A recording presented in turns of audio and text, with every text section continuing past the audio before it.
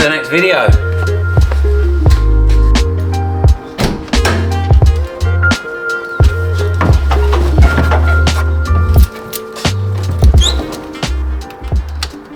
Whilst none of us really talk about it that much, one of the most exciting things about having a car like this, one of its most endearing qualities, is just not knowing whether it's going to start. This is it cold, so it's just unpredictable. Pre-flight checks, ignition on, power on, fuel pump. I always turn the gauge lights on. Neutral. Here we go.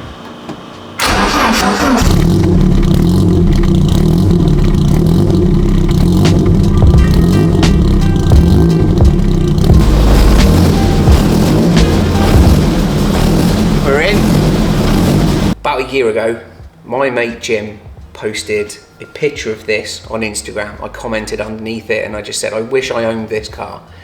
He DM'd me 5 minutes later and said, you do know that was a for sale ad, don't you? I said, no I didn't, but I'll buy it straight away. I didn't know at the time, but another friend of mine, Alex, was also interested in the car. Of course, Jim didn't know that we knew each other. Neither of us knew who the other party was, so I just said to Jim, listen, tell that guy, don't worry about it. I'll come up tomorrow, or I'll just pay for it now. Send me the details. And I did. And that stupidity that only car guys have is what won me out on the deal. And here we have my road legal racing car, my little red XR2, and I love it to bits.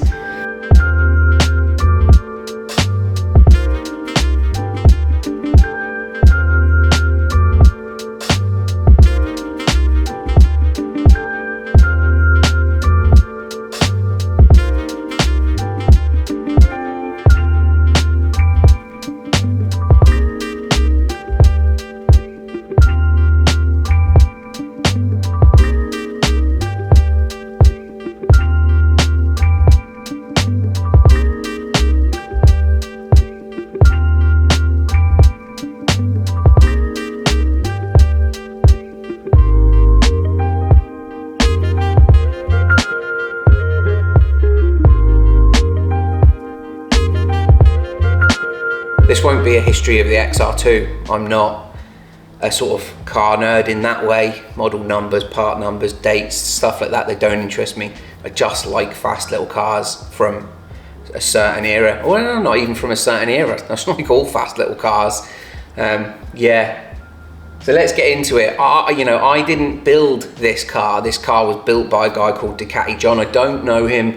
I didn't know him before. I have looked him up and seen various things, and I've also seen really very few XR2 related posts from him. He's a bike guy. I think he just built a racing car. This car was a competitive car. It raced in Future Classic Series, Tin Top Classic Series, I think, like that, things like that. The history book for the car is really impressive. It's really nice to see. And he seemed like an extremely meticulous guy in a no-frills way. He didn't care really about the way things looked. He just cared about the way things functioned. So, tire pressures, springs, everything, they were changed for different racetracks, which I just find is really cool. That to me seems like the type of thing that's like top tier racing stuff, not sort of clubman racing stuff, But yeah, what can I say? I don't know him. If you see this, wicked, you put a great car together. This thing's an absolute riot to drive on the road. It's obviously miles faster on the track. Yeah, great little thing. So yeah, that's I am kind of known for building my cars. I've built a lot of cars, but this one I haven't. This one I bought, kind of done.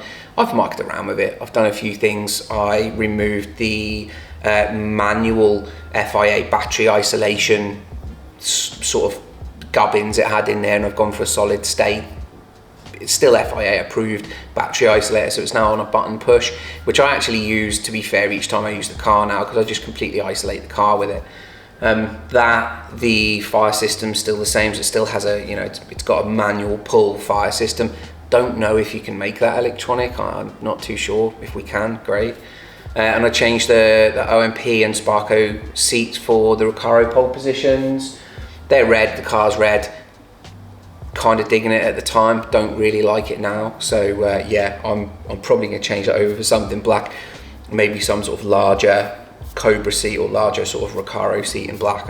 I don't know, we'll see. Like I say, I'm not guilty of putting the engine or drivetrain or anything like that together, but from what I know, with these things, when they, you know, these cars as we own them or as they exist throughout their timeline and then they have multiple owners, things get missed and left and forgotten, and I wish I knew every single thing about it, but I don't. I'll try not to butcher the spec too much. So yeah, engine from the top down. It's the original CVH, ported and polished head, Chesman cams, lifters. It's got Yamaha R1 carbs, so you know, it starts fine, it runs fine. Do I feel lucky? Yeah. Like Dirty Harry. Yeah, all from what I can see, all the original sort of timing stuff and everything like that, nothing else has really been changed. It's got a custom inlet plenum, which I think is really cool. It's like a Mad Max style, let's see how we can get the coldest air to those carbs that we can style inlet. It's wicked. It looks like proper little racing tech. It's yeah, it's great, but very, I don't want to say sort of shed style racing tech, but basic, go as fast as you can for as simply as you can, sort of racing tech. You know, it's brilliant. Like I say, it's the original CVH 1600 with a 0.5 mil overbore. I don't know if that's a compression thing. I don't know if that's done so that yeah, I don't know where it leaves the final displacement. Gearbox is the standard XR2 gearbox, which is a good gearbox, but it has the RS Turbo LSD and a Ford Racing Puma gear set, which really stacks the gears up. But really short. You are, I think you're out at about 100 miles an hour. Like it won't be slightly quicker than that, but it gets there.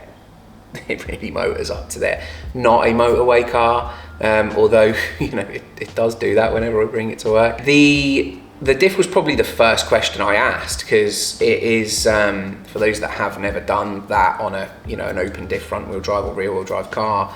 I think that setting up your geometry and fitting a limited slip diff is probably the biggest mod you can, or maybe not the biggest, but the best mod you can do to a car. If you really want to feel what a car can do in and out of a corner, those couple of little things, I know diffs are expensive and fitting them's a bit of a pain in the arse, but to me it's just that is the textbook stuff. It's things that I would want. Plus, you know, the noise it just makes a crazy diff noise. Yeah, and I think that's really, you know, that's not it engine-wise. Like I say, these things get forgotten over time. So I'm sure there's tons more that I haven't spoken about. But yeah, I had an XR2, I had a white XR2 when I was younger. I didn't really get this from a nostalgia perspective. It was just, you know, the price was all right. It fitted me in that if I'd have bought it, I would have stripped it out anyway. I would have done these things anyway. So it just made sense to sort of have it. I love the way it sits on its massive, now 888s. They weren't NS2Rs, they were Nankang AR1s. You know, there's a good argument between those two tyres. I did like the AR1s. I've never had 888s. I've had AR1s a couple of times, so that's the only reason. That, and I went to SEMA and I wanted a Toyo tyre sticker on the front, which I've done and taken off because it looked fucking awful.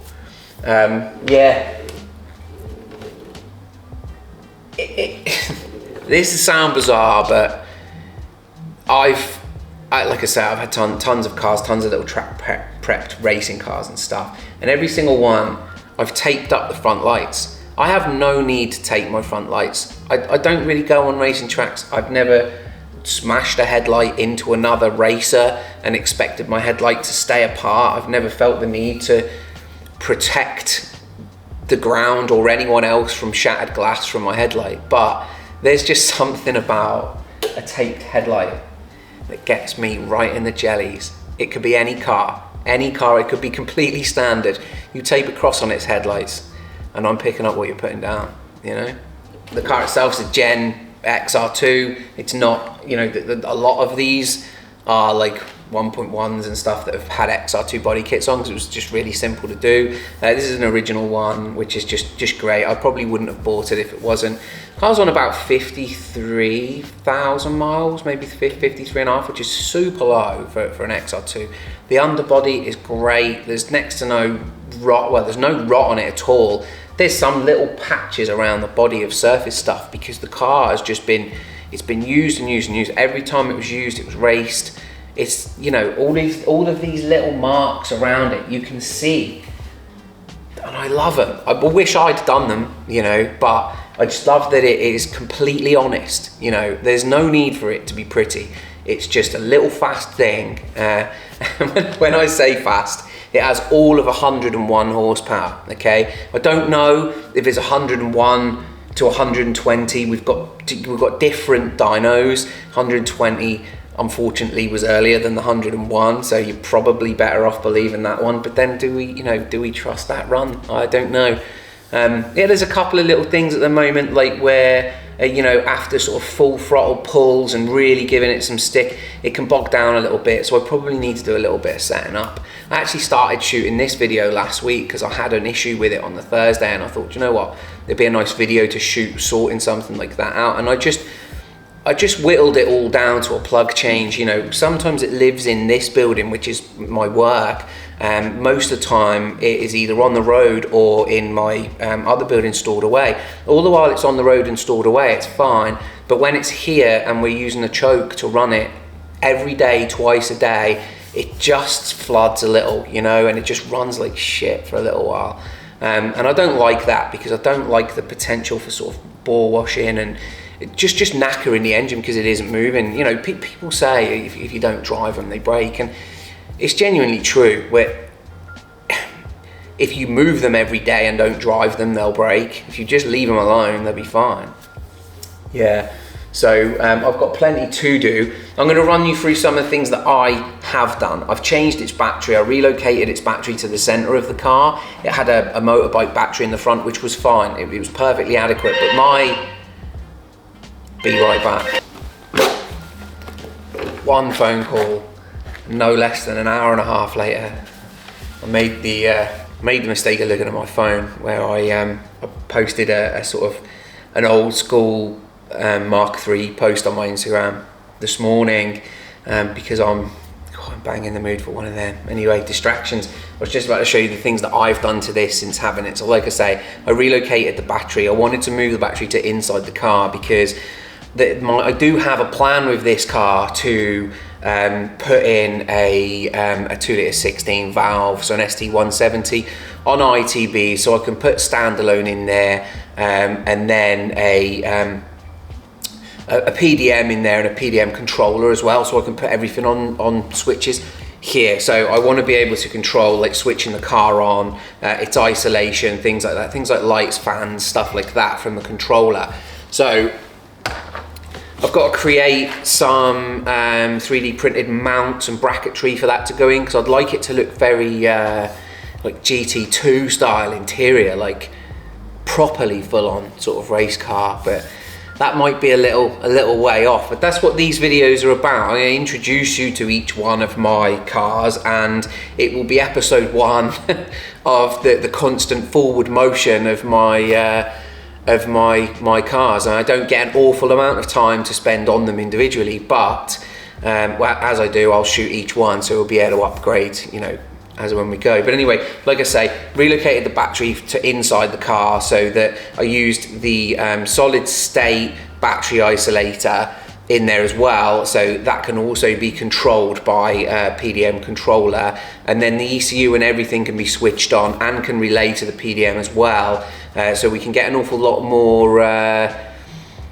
bit more digital going on inside there, so that it's quite literally on the button, rather than sometimes when it's a bit cold, you're not sitting there with the choke and blah blah blah. But you know, coupled with the fact that the whole thing's designed around giving it over twice the power as well. So for me in this, 200 horsepower, if we can get there, you know, maybe 180 would just be fantastic with its gearbox and how short it's stacked.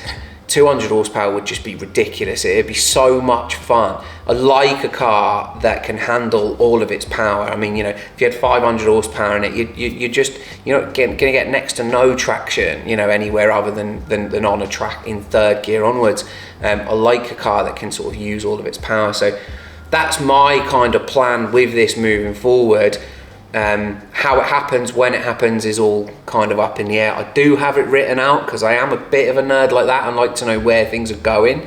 I have the engine. One of my best mates, Rich, has got a Mark 1 with an ST170 and he's bought that recently. He also has a Mark 1 in his garage and he has an ST170 in there. It just made more sense for him to buy another car complete and then sell me all the other bits. So I'll have that off of him. And then I've been speaking to a few guys, I can't remember their names right now, but I've been speaking to a few guys about ITB kits for that engine and then management kits and then all of the mount and bracketry stuff as well. So yeah, I'll be probably purchasing that as time goes by and then getting things done. I've not considered not doing this on my own. I've only ever considered doing the conversion with you know, myself and amongst friends. It may well be better for me to actually get that done somewhere else and document that, but I don't know right now, because there's, you know, when you've got a few cars and all of these plans and you're also busy professionally, it can be quite hectic. Let's have a look around the car. I want to show you the engine bay. Engine bay is cute racer, all right? It's little, but it looks super functional. I love it, and we'll make a little bit of noise and we'll have a look inside the car. It's such a wicked thing. It's noisy as you like. I mean, you can't shut the door without everyone knowing about it. Things I've done. Put Snap Off Boss on there. I bought a new dash from eBay because I don't want this to be screwed here. I'd rather we printed something. It's just a little bit more of a modern but sympathetic way of doing things to the car, but the dash turned up and it was cracked. You know, just the way it goes with these cars that cost over 300 quid as well. It was silly expensive. Just the nylon shift knob there. One of my favourite parts about the whole car. But yeah, I put the pole positions in. It was the first thing I did when I got the car. Took the other seats out, put the poles in. These weren't that easy, to be fair. I had to create a sort of bar network underneath them to convert the Recaro side mount runner to the Ford fitment. They could probably be better, if I'm honest. Probably have something you know, completely made up, but at least the basic engineering is there now. So if I did want to make a mount for the pole position, I can give that to an engineer and have that all welded together, or I can just fabricate it and weld it myself, I suppose. You can see through here, that there is the battery isolator. Like I say, it's still an FIA battery isolator. I don't really have much intention to race this car. I'm not a race car driver, but it would be nice to keep it all pretty legit, just in case. And that's its new battery. The battery's slightly larger, just because, like I say, I'm not, you know, I don't really plan on racing it. I can hear the boos, all right. I just plan on it being a fast road and like track day car and something just nice to own and have a blast in and free your mind, you know. So it needs a slightly bigger battery. Now, it has a racing alternator as well, so a tiny little alternator that outputs about 5 amps. Obviously more, but it kind of struggles to charge when everything's turned on. So when the lights are on, the fans are on. We're in the UK, so when the wipers are on constantly, it struggles to charge. So I might have to look at something there, see if there's a higher amperage output alternator on there. In the front footwells here, you can see there's a bunch of wiring. This is left over from the manual battery isolation switch. I just need to tidy that up. That is another part of that's on my list. That's actually my next job. And you can see a couple of those are actually the switch gear for the new solid state isolator, and I haven't given them a home yet because whatever I print to mount the PDM controller and stuff like that. I want it all to be in one place, and I want that battery isolator to be part of the procedure for turning on the car. So I want it all to be in one place, which is why none of those things have a home right now. There's a little printed bracket there for the fans, because when I bought the car, you know, it was just a racing car. It wasn't ever really meant to be on the road, although you could drive it to the track. It is legal. It only had a cooling fan on its oil cooler. It didn't have any coolant fan at all, so just to sort of save weight. Now I have added that back in. I've added a coolant fan back in. I can't live without that. First thing I did was took it to a garage midnight meet in central London, and the coolant reservoir blew up. I don't even know what I was thinking. You're never going to be able to cool it down in central London. So yeah, that was a riot. Ugh, it was so intense, but yeah, wicked.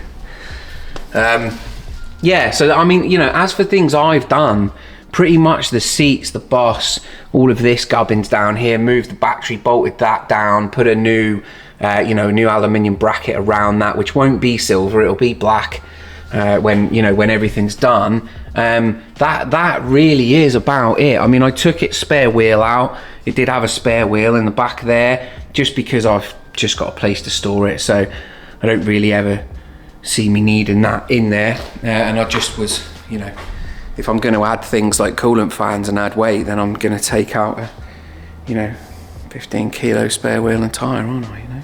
So there we go. We've reached another stage in our relationship. You've met one of my cars. There are a number of other cars that we can go through, but this will be the first episode of this XR2. I have caught this, I think, at the right time. This is right at the beginning of my sort of journey with this car. The stuff that I've done, I would have just done anyway. So yeah, the next stuff is real decision making stuff. Kind of looking forward to it, little bit worried about it, because I like how mobile and nippy and kind of reliable it is right now. The next stage is to start removing stuff that makes it run. So anyway, you've listened to me for long enough now. There it is, the little XR2. Stay tuned, subscribe, all that stuff if you want to see what happens with it next. It probably won't be frantically quick. This isn't some sort of short-term build. It's a long-term thing, but there are other cars and they are always being worked on. So yeah, let's go. That's number 3 in the back.